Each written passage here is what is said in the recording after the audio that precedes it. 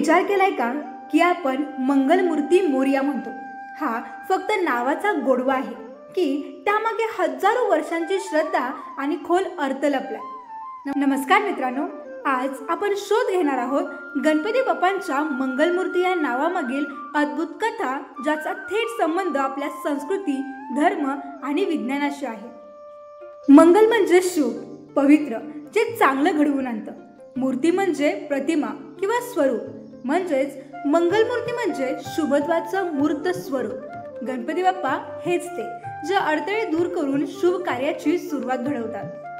प्राचीन काळात कुठल्याही कार्याची सुरुवात बाप्पांच्या पूजेशिवाय केली जात नसे। अगदी राजांच्या राज्याभिषेकापासून ते शेतकऱ्याच्या पेरणीपर्यंत गणपती बाप्पांचं नाव घेतलं जायचं, कारण विश्वास असा होता की ते विघ्नहर्ता आहे, अडथळे दूर करणारे आहेत। आपल्या संस्कृतीत गणपतीचं डोकं हे हत्तीचं आहे आणि हत्ती हा पृथ्वीवरचा सर्वात शक्तिशाली पण शांत प्राणी मानला जातो। त्याचं स्मरण आपल्याला संयम, बुद्धी आणि स्थिरता शिकवते। हाच तो मानसिक शुभारंभ जो विज्ञान देखील मान्य करतो।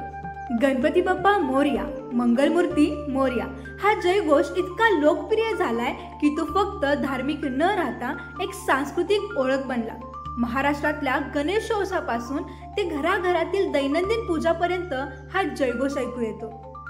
म्हणूनच मित्रांनो, जेव्हा आपण बाप्पाला मंगलमूर्ती म्हणतो तेव्हा आपण फक्त नाव घेत नाही, आपण त्यांच्यातल्या शुभत्वाला, आपल्या श्रद्धेला आणि संस्कृतीला नमन करतो।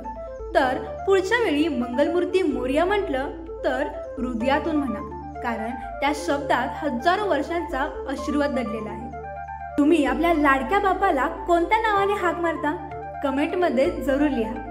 गणपती बाप्पा मोरया।